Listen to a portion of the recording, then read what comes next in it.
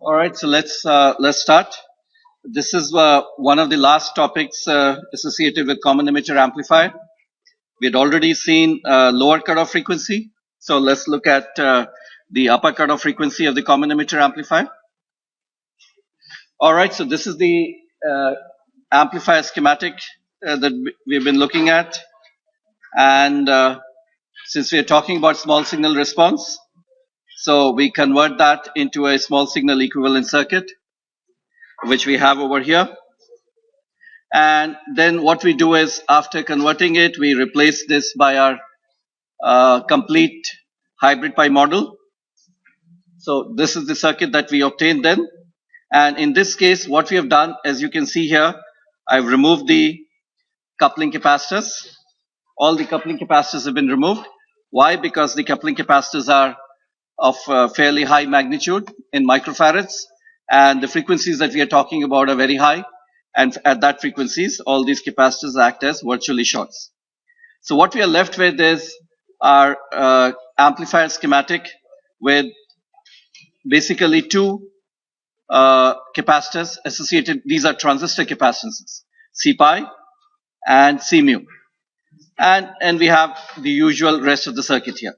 Note one important point, that besides including C pi and C mu, what we have also done is included a RBB term here, base resistance, which we had been neglecting earlier.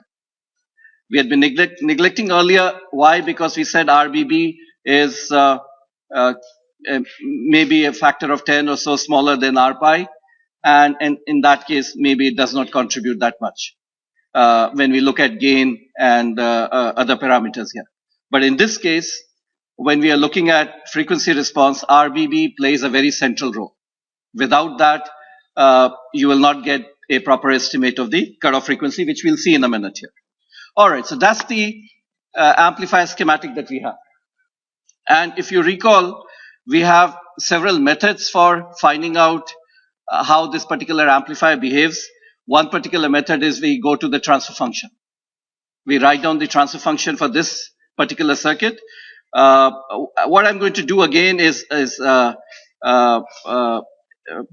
maybe most of the time ignore this particular part also. But anyway, let's look at the transfer function approach here. So before that, we do a few simplification. We take, there's no need to keep a lot of resistors which can be combined. So we can see here that when we are talking about frequency response, what I can do is I can combine RS and RB. I can take a Thevenin's equivalent at this point. If I take a Thevenin's equivalent at this point, you know that RS and RB will come in parallel. And we can transform Vs into a Thevenin's voltage here. And then that parallel combination of RS and RB will come in series with RBB.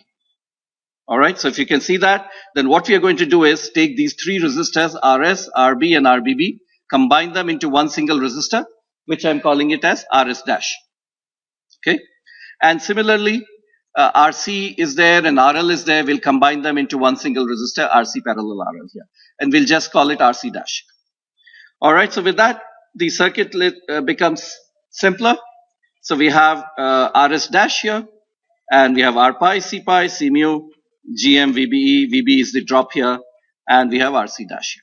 And as you can see here, what I've done is I've eliminated the substrate capacitance. I'm not looking at that. Okay. All right. So with that, the transfer function approach would be to take that particular schematic and write down what is V0 over Vs in terms of the the impedances of the capacitors and the resistors, and we obtain a transfer function which looks a little bit complicated, but we can still handle it in the sense that it's only quadratic here, s square. There's a s square term, s, and here, and there is one s term here. So when we look at this amplifier, so this is the what one would say is an accurate analysis of this particular amplifier. And once we write down the transfer function, what we see here is that because it's quadratic in the denominator, we know that there are two poles in my system.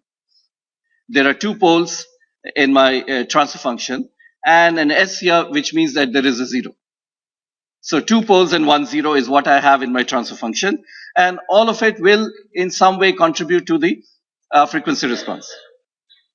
So what we can do is, if we look at the denominator, so denominator, and we can write it as I said, denominator consists of 2 poles, so we can write it as 1 over S by P1 plus 1 over S by P2. These are the 2 poles, P1 and P2.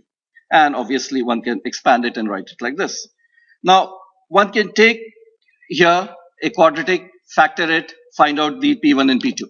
One can do that, and the 0 is obvious from the numerator where the 0 lies here. So it's not hard that I can get a expression for pole 1, P1, P2, and the 0.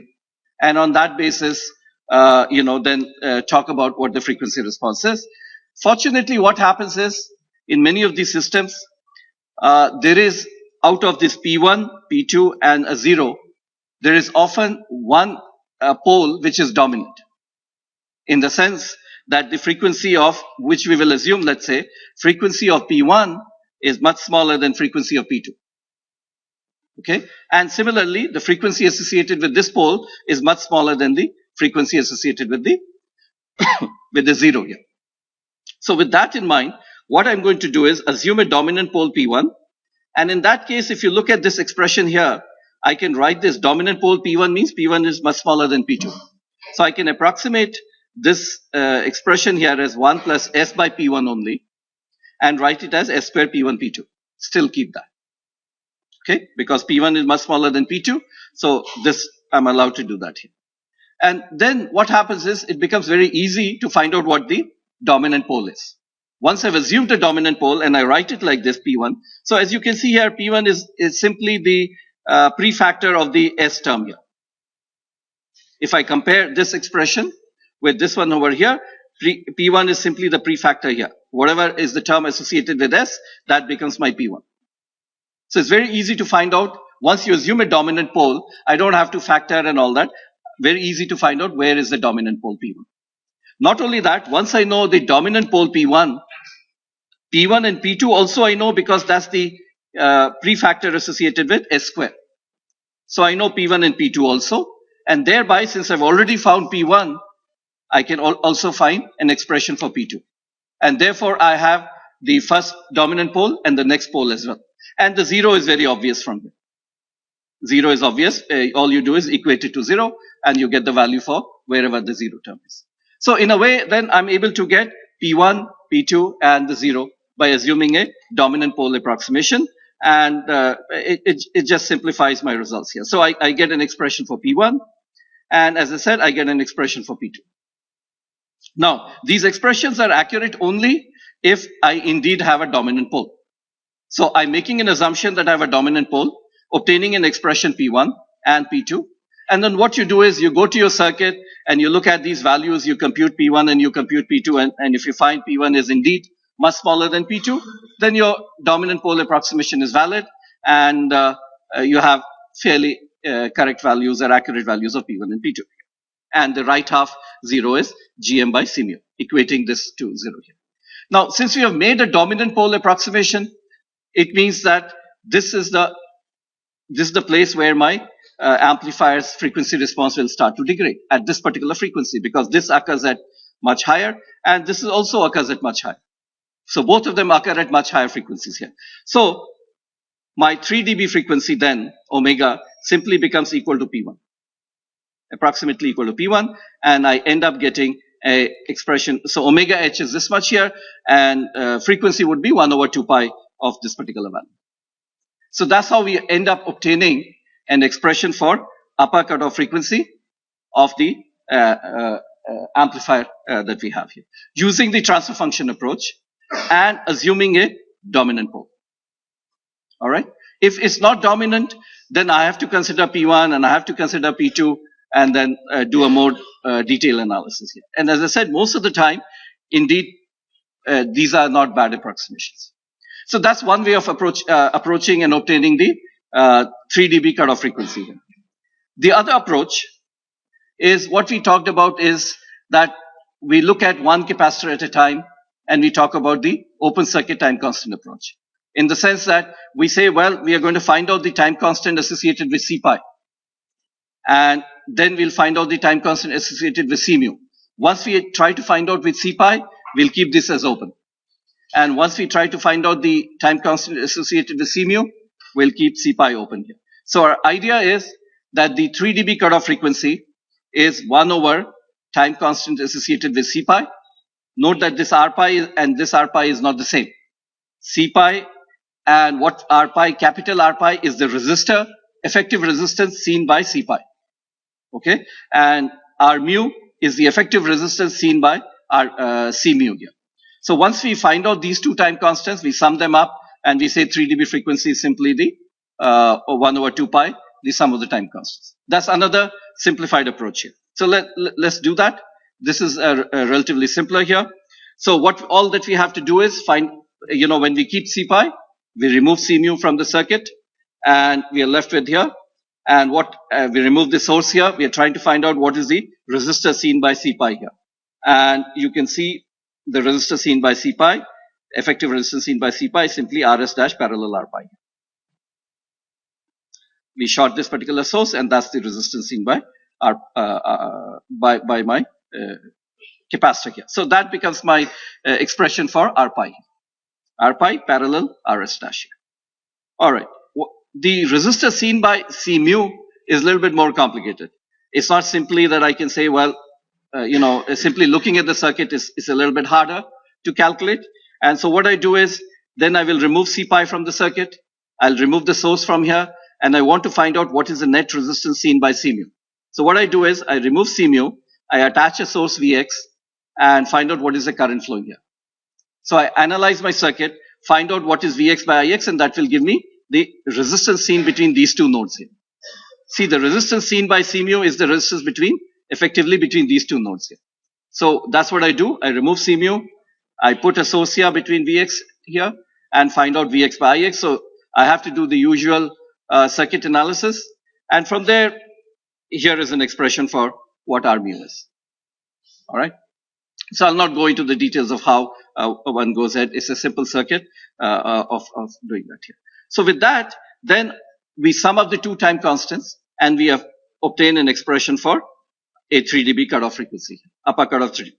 So this one, as you can see here, this is the first time constant, C pi along with C pi here, Rs dash parallel C mu here. This is the other time constants that are lumped here. All right, so that's one second approach. Both these approaches are they don't give you they don't give you a very good understanding of the factors that impact 3 dB cutoff frequency. A third method which is perhaps gives a better feel for what is happening is based on a theorem called Miller's theorem. All right, so what is this Miller's theorem?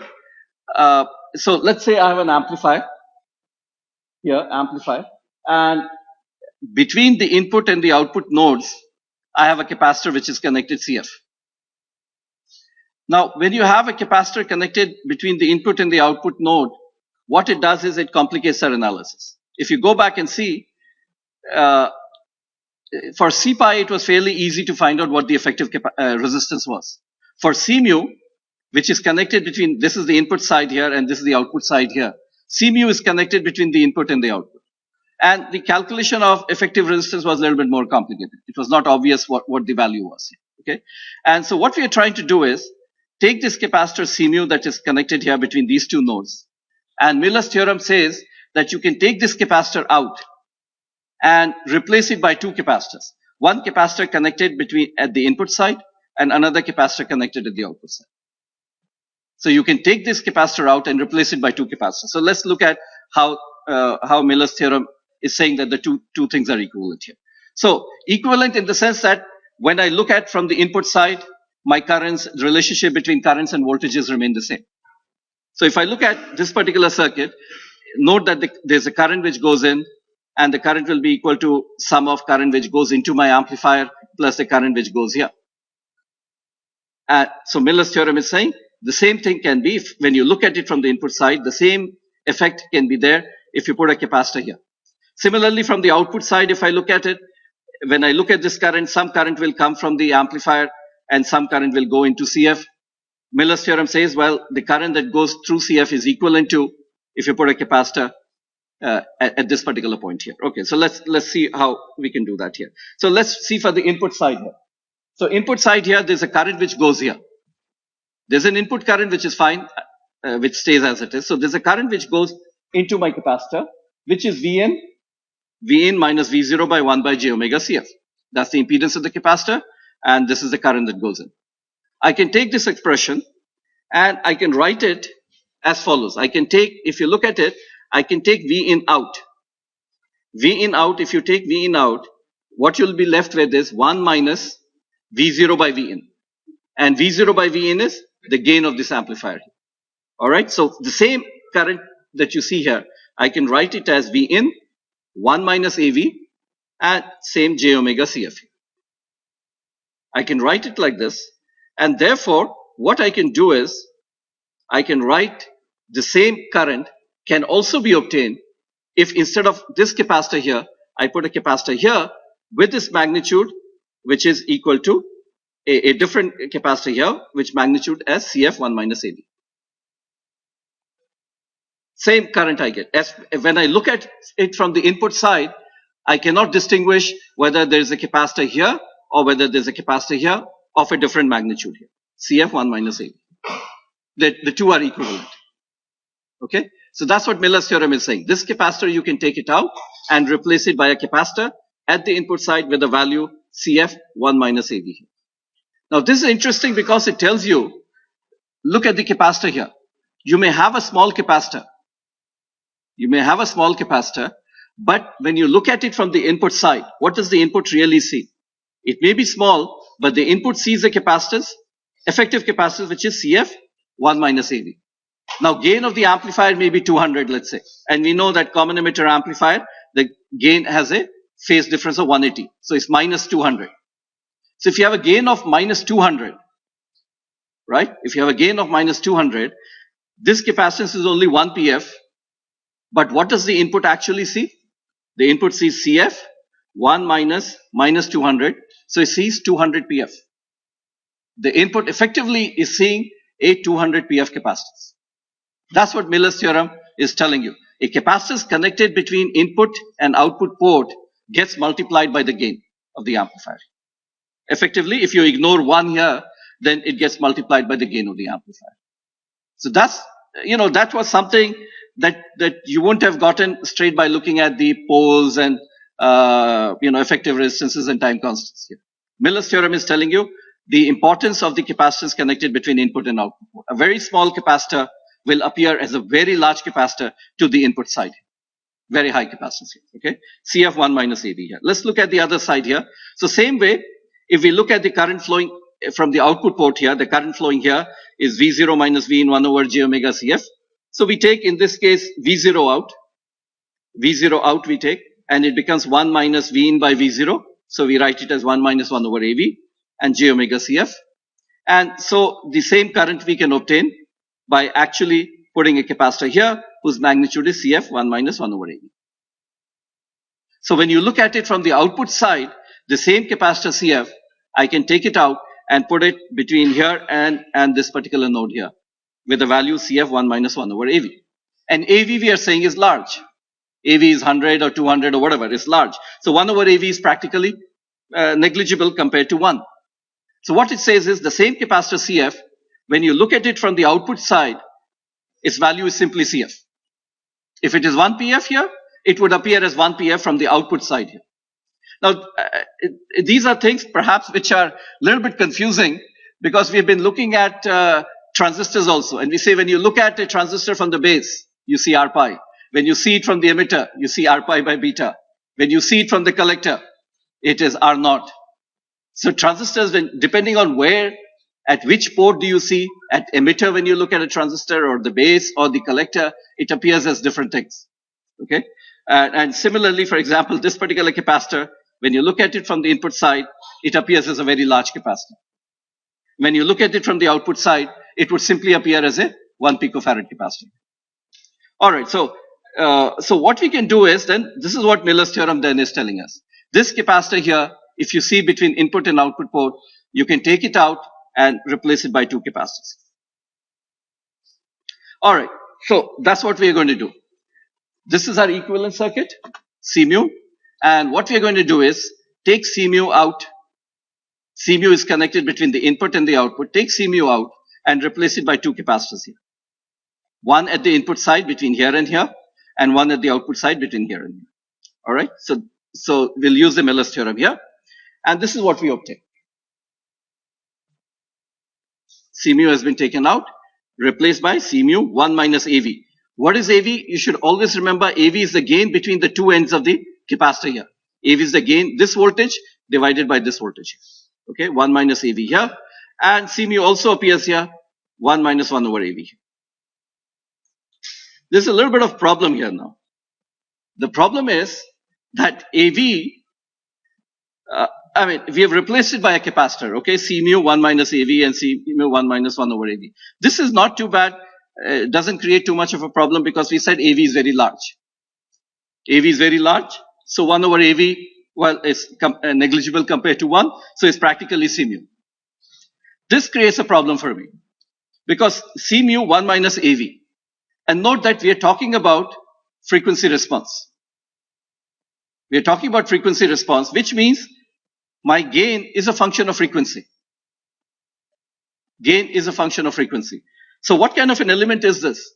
C mu 1 minus AV, and AV is not a constant. AV is a function of frequency. So it's a strange element. Capacitance should be a constant capacitance, right? You have a capacitance here, which is a function of frequency. All right, so it's a strange element. It's very easy to take a capacitance and put it here. So far, no approximation has been made. Miller's theorem is exact in the sense that this is an exact relationship. I can take this out, replace it here, and replace it here. There's no problem.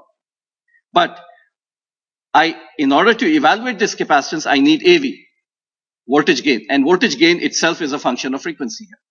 So that causes a problem. So what we do is, we know that voltage gain is a function of frequency, AV. Well, we can't proceed further. So what we do is we make an approximation. We say, well, we'll keep AV as approximate AV by its mid-frequency value. And mid-frequency value we know is minus GM RC parallel R.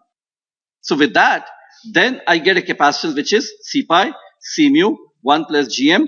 RC parallel RL, we are calling it RC dash. So we get a capacitance which is now a constant. This is indeed a capacitance. But it's an approximation. We know that gain varies with frequency here. So this is a frequency dependent element. This is a frequency dependent element here. All right. And so you're making an approximation by assuming its value to be the same as mid-frequency value. Now, how good is that approximation? Well, let's proceed further and see what happens here.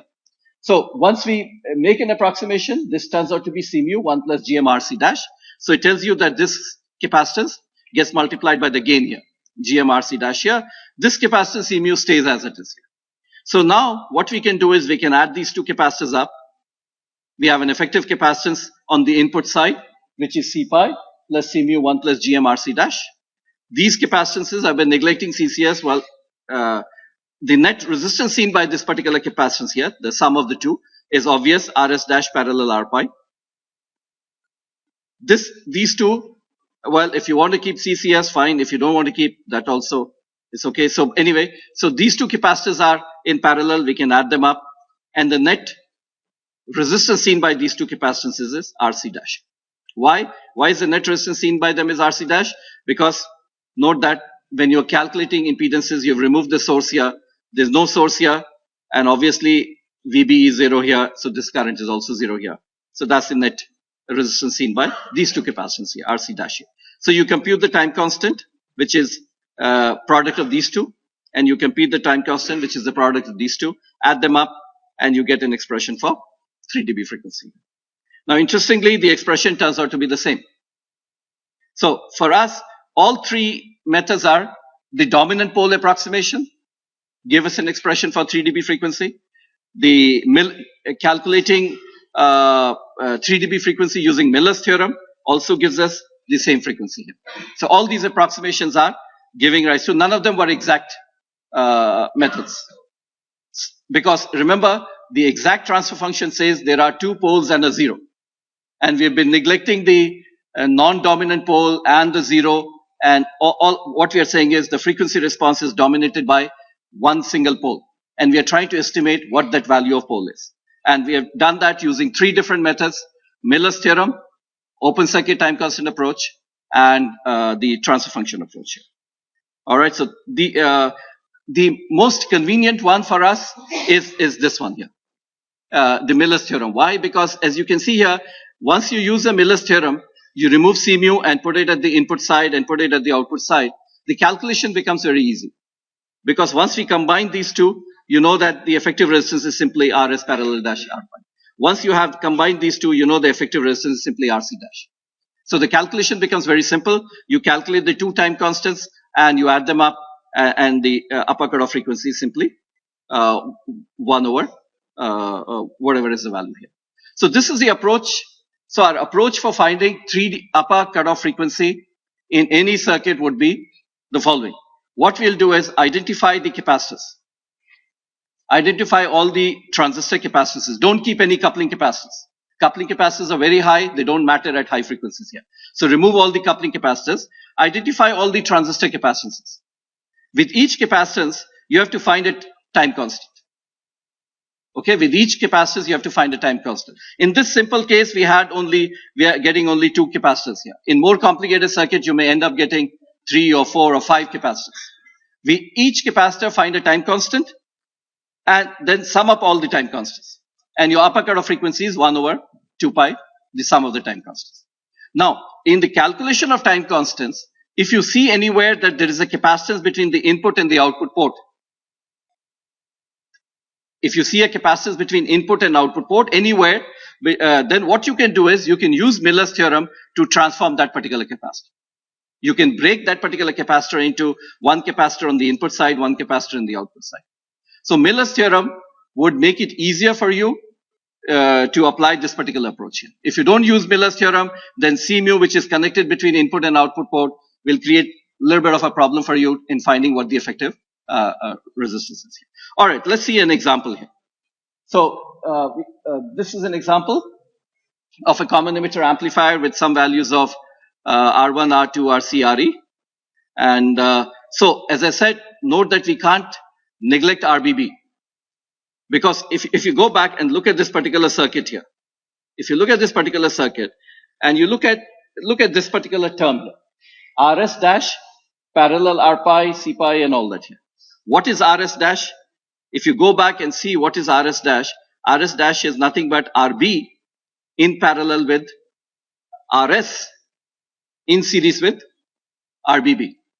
So if you have, for example, if there is no RS or there is very low RS, then RS parallel RB will be a very small quantity. And if you neglect RBB here, then you are grossly underestimating the value of this particular term here, RS dash. Okay, let's see the values here. All right, so let's do the analysis of this particular one. As usual, analysis will begin with our DC.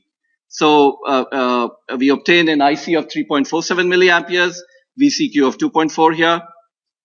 I think VCC I've not written here is probably 9 volts here. VE is 1.95, and once you're done with that, then you obtain GM, R pi, R0, all of those values that are there here. The gain comes out to be, open circuit voltage gain comes out to be 232. We have put a load resistance also here. So the gain, overall gain is 116 here. Input resistance is 0.8K here. Now, a little bit of an issue occurs here. When you start looking at RBB, now where is RBB? RBB is here. It's a part of the transistor here. So the gain that you calculate from your expression, ICQ, RC parallel RL, that expression becomes a little bit inaccurate because of the presence of RBB here. So let's look at it here. So far, what we've been saying is, this is a model. I have RB, I have R pi, GMVB, R0 is not required here, RC RL here, and based on that, we get expression of gain as RC parallel RL. Now what we are saying is, well, we are not going to neglect RBB here. For upper cutoff frequency, you have to include RBB here. But otherwise, what is the effect of RBB? Well, if you look at this one here, what is the effect of the base resistance? The signal that you applied here is not appearing entirely across RPi. Some of it will get dropped across RBB here. So what would happen is that the signal that goes here will be RPi divided by RBB plus RPi. So there's a little bit of a loss here, loss of signal here, signal which appears here. So the overall gain is not simply GM RC parallel RL, is GM RC parallel RL multiplied by RPi by RBB plus RPi. Okay, so a little bit of a loss, but I said in most cases RPi may be 2 kilo ohms, 5 kilo ohms, and if this is only 100 ohms, maybe it doesn't matter that much. Okay, for the gain calculation. But the reason I'm pointing out is if you take this particular circuit, you do the calculation of gain, then you go ahead and simulate it in microcap, the results that you'll get for gain will be a little bit different from what you're calculating, because microcap will not ignore any of these values. All right, this is something that we have already seen. So for this amplifier, we can calculate all these values here. So that's fine. Lower cutoff frequency also can be calculated. FB, FC, we know how to do all of that. Overall lower cutoff frequency turns out to be 1.7 kilohertz. All right, let's come to the upper cutoff frequency. So the first thing that we have to do is estimate all the capacitors. For the transistor that we have been looking at in this particular course, so we calculate the, note that CPi is made up of a junction capacitance plus GM tau F. So we have to calculate the junction capacitance, which is 1 PF, 1 minus whatever is given here. So we need the base emitter voltage, which we take as 0.7. We calculate this capacitor here. The collector junction capacitance, similarly, we calculate depending on how much VBC is there. Some values are there, 0.29. I've also given you the other collector substrate capacitances here, 1.2 PF. We add up GM tau F plus C mu, so it turns out to be 0.136 nanofarad. C mu is 0.3 picofarad here. The reason why I'm giving this is these are some of the typical values that you see here. Capacitors are in, both these capacitors are in PF range, but CPi is much larger because of this contribution here, GM times tau F here. Okay, this one, and so what you can see here, CPi is how much? 136 nanofarad. 136 picofarad here, while C mu is only 0.3 picofarad here. All right, so CPi much larger than C mu. Okay, and but when I look at the capacitor from the input side, we said CPi plus whatever is C mu gets multiplied by the gain when you use Miller's theorem. So when you multiply it by the gain, then it's no longer so small here. C mu, and this is the gain, GM RC parallel RL. So it's no longer so small, and this contribution is also significant. And then you add up and you get C in here. And then we have all the values with us. We can calculate what the 3 dB frequency is by summing up the time constants. We obtain 5.3 megahertz here. Well, look at the first term.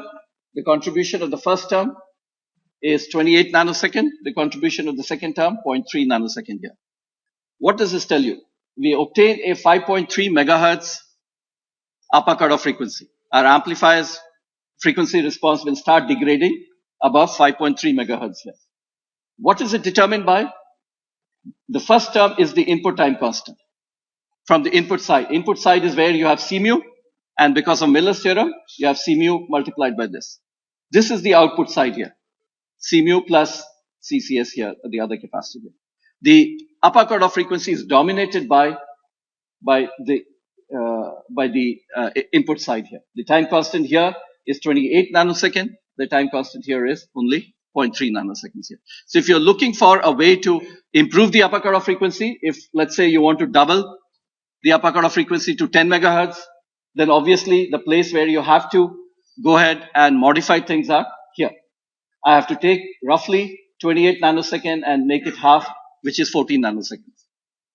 How do I make it half? How do I make it half? Well, what is the dominant capacitance? C mu, CPi, and these terms here. So, how do you make CPi half? How do you cut down CPi? Go ahead and look at C pi. C pi has dominant term coming from this one here, GM. GM tower. This is the dominant term here. So how do you cut down this one here? Well, GM, how do you reduce GM? By reducing ICQ.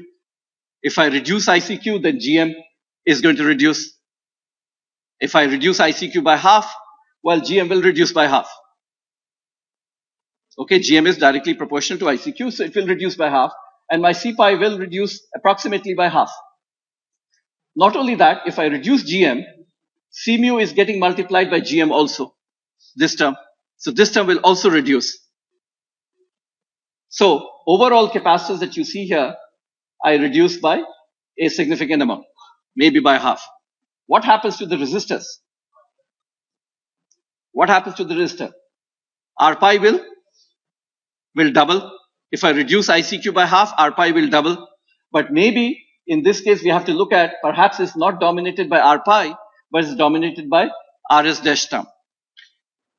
And RS dash term has RB in parallel with RS. We don't have any RS, so that's 0. So it's dominated by, in fact, if you go and look at it, this term would be practically equal to RBB, the base resistance here.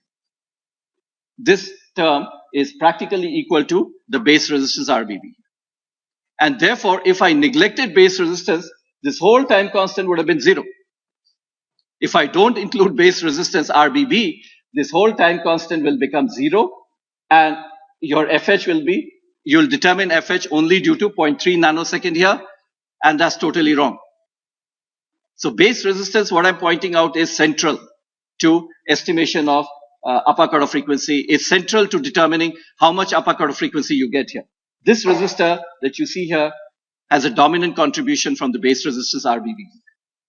And that's why when you look at design of bipolar transistors, a lot of effort is made in reducing the base resistance. The speed of bipolar amplifiers, bipolar circuits is to a significant extent affected by the base resistance. Base resistance is very, very important here. All right. So after doing this, after doing all this calculation, one can go ahead and take the amplifier that I showed you. One can simulate it in microcap, and this is what it gives us. So we have plotted it. This is in dB, and so when we go here, so you can see it's approximately 40 dB or so, and then you go 40 point something, and so you go to the 3 dB point, 3 dB below, you find that the frequency is 5.67 megahertz. So, and what we obtain is 5.3 megahertz. So microcap is obviously taking into account both the poles and zeros and everything and calculating the accurate value of the 3 dB frequency here, and gives us a value of 5.67. And through our approximate using Miller's theorem, open circuit time constant approach, we obtain 5.3 megahertz. So it's not a bad estimate. All right. So remember, what we are looking for is, if I really wanted a very accurate value of upper cutoff frequency, I won't do these calculations. Circuit simulators are available. It's very easy to simulate and get the final value. What we are looking for is not the exact value here. What we are looking for is this expression. What we are looking for is this expression. What does my upper cutoff frequency really depend on? That's what we are looking for. And by this expression, even if it's slightly inaccurate, we can see which is the dominant term. We can see the role played by C pi, the role played by C mu. This graph does not tell you anything. It just gives you a number. Where is this number coming from? It doesn't tell you anything. Is C pi playing a dominant role? Is there a C mu? Is there a gain? It doesn't tell you anything. So that's why, even though slightly inaccurate, this expression is very valuable for us. It tells us now, if you're not happy with 5.3 megahertz, you want to double the upper cutoff frequency, this expression tells you how to go about doing it. Okay? And as we just said, maybe if we reduce the current, if we reduce current, then GM is going to go down. And GM is going to go down, and that's going to bring down C pi, and that's going to bring down this term also, C mu into GM RC dash. Both these terms will come down, and your upper cutoff frequency will improve. But what do you gain what do you lose? If you reduce GM, if I reduce GM, what do I immediately lose? The gain. Gain is GM, RC parallel RL. So immediately I lose the gain. So if I try to, you can see here, if I try to double my upper cutoff frequency here by reducing GM to half, my gain is immediately going to become half. And so that's where you can also see there is this famous gain bandwidth trade-off. You double gain, then you're going to, if you try to double gain, okay, let's look at it. Suppose I want to double the gain here. What was our gain? Let's go back and look at the gain of this circuit was, open circuit gain was 232. All right. How would you double the gain? What are the two ways that you could double the gain? Open circuit voltage gain. Two ways in which I can double the open circuit voltage gain. One is double the ICQ. If you double ICQ, you double GM. That's one way of doing it. All right. What is the other way of doing it? Open circuit voltage gain. From 232, we want 460. You double RC, right? You double RC. And then also you'll get, and of course you'll have to redesign. If you simply double RC, then what will happen is if you keep ICQ constant, then you know that the drop here is going to double. And if the drop here doubles, then the drop at other places will reduce, so you'll have to manage all that. But suppose you did double RC and adjusted the power supplies and everything so that the circuit is working properly. So the gain doubles. What happens to upper cutoff frequency? Let's see. If you double RC, let's go and look at that. So if you double RC, which term changes? Well, this one will change here. It will become maybe 0.6, but doesn't matter that much. C pi, is it going to change? No. C pi will remain the same. But C mu, how much is the contribution of C mu? C mu GM RC dash. So you can see here, if you double RC dash, this is going to double. Let's say RL is not there, so this is going to double. So this contribution is going to double. But this is not going to change that much. C pi is not going to change much here. So, and C pi is still significant here. So there's a way of maybe increasing the gain by increasing RC here. Maybe if you can increase RC, you can increase the gain. But maybe FH does not take that much of a hit. It reduces, but maybe not that much because C pi is not affected that much. But then remember, as I said, if you double this, what you're doing is you're losing the output resistance. Output resistance is also important. You're losing output resistance, and simply doubling it, if you keep the supply voltage same, the drop here becomes double. Then the drop here, VCEQ will reduce, and the drop here, you'll also have to compromise. So what do you lose in the process? If you lose VCEQ, you may lose swing. And if you lose this voltage here, the drop here, you lose stability. Okay, all right. So that's where let's go and look at it here. So we are done with our common emitter amplifier. But then what we need to do is at this particular point of time, I think some people have raised this question also. Are we going to spend all our time on common emitter amplifier in this particular course? We've been discussing it now for almost like 8, 9 or 10 lectures here. And is this the most important amplifier? Aren't there other amplifiers? Common base, common collector. We have MOS amplifiers, differential pair. A lot of things are left here. My point is, if you understand this common emitter amplifier very well, the techniques that we have used for estimating upper cutoff frequency, lower cutoff frequency, all the things that we have learned so far. Now, if I give you a new amplifier, common base or common collector, you are in a position right now very quickly to estimate any of these values. All the parameters of common base, we don't have to spend time on analysis anymore. Any circuit that I put now, I'm not going to sit down and say, this is how you estimate upper cutoff frequency. We've already seen what the general method is. So I want to take away this focus from analysis.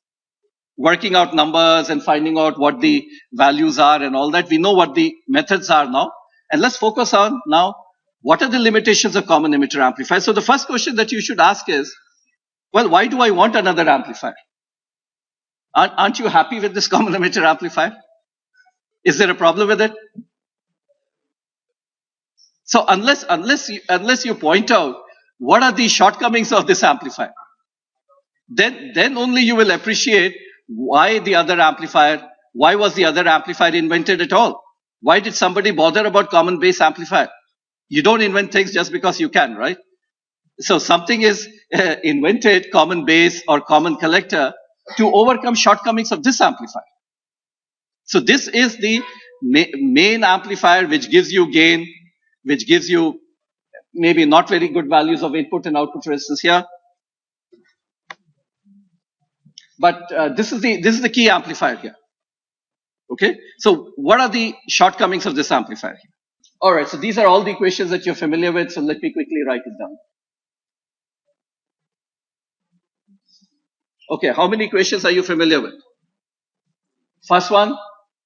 Okay. ICQ. VCC, obvious. Stability. We have seen this equation also. After that, maybe you have not seen these equations. Okay. Now, these are equations which are all derived from here itself. Okay. So let's quickly look at this part here. Okay. The emitter voltage here, VE. So these equations you'll find in most of the textbooks. After that, you don't find. The remaining equations you'll not find. And let's see the importance here. So what is this value of voltage here? VE. The drop from here to here. VE, as you can see here, is ICQ times RE. ICQ times RE. Now what I can do is I've taken this particular term and taken RE divided by RB multiplied by RB and taken ICQ, rewritten ICQ in terms of R pi. And so what we have done is taken VE, this expression, and written it in this term. This term that you see. And the stability that you see here, S, stability with respect to beta, has this value here. So what we have done is we have taken VE and written in terms of an expression like this here. Okay? What this expression is telling you is, when you are designing an amplifier, how do I decide how much VE to have here? The drop from here to here. How much drop should I keep here? Should I keep 1 volt from here to here? Should I keep 2 volts, 3 volts, 4 volts? How much drop should I keep here? What does that depend on? Okay, so analysis is fine. If we give you a schematic, so you quickly analyze and tell what is ICQ, VCC, and all that. So that's straightforward.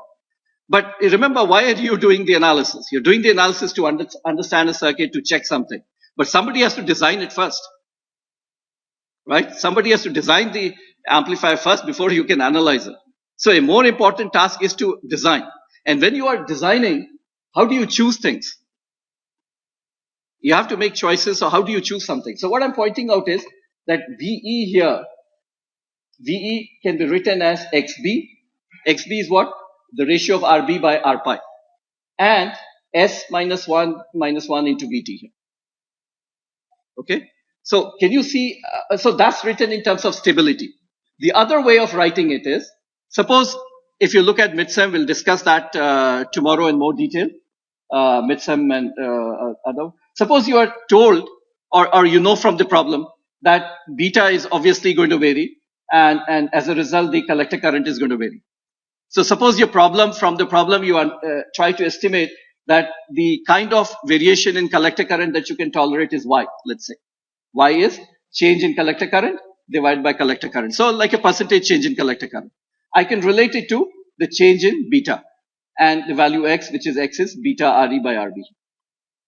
Okay. So what you are noting from here, what this equation is basically telling you is that the emitter voltage here depends on 2 factors, 2 choices that you have to make.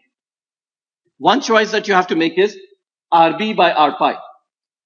Why is this ratio important? Because if you recall, when you look at the input resistance of this amplifier, the input resistance is RB in parallel with R pi.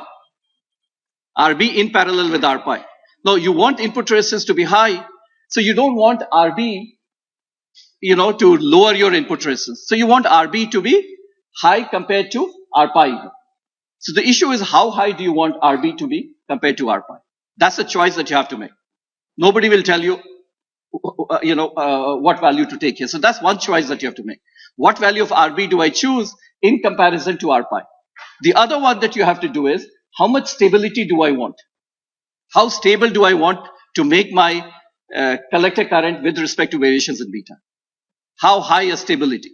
Now, both these things, how high do you want RB and how high a stability do you want, effectively determine the value of VE. If you want very high stability, well, a quick calculation will show you is that you require very large value of VE. If you want very large value of RB by R pi, then you will require a very large value of VE. So this equation, this one in terms of stability here and this one in terms of percentage change here, is telling you how do we choose VE, the emitter voltage here. Anyway, so we'll look at, so we have all these equations now, all of them are here, gain, input, output, maximum voltage swing, lower cutoff frequency, upper cutoff frequency. So we have everything before us. All the parameters of the amplifier, swing, gain, input, output, everything is before us. And once you have all of this, now, before we leave, what I want to point out is most analysis will end at deriving these equations, all these equations that you see here, deriving and then going on to other things. But the real important things comes now. Once you have derived this, all these equations, now you see what are the important trade-offs in your amplifier. Because you want to look at it from a designer's perspective, not simply calculate numbers. So you want to look at it from a designer's perspective. You want to understand this particular circuit. Where are the limitations? What are the key trade-offs? Once you understand this well, then you'll appreciate what a common base does and what a common collector does. Okay.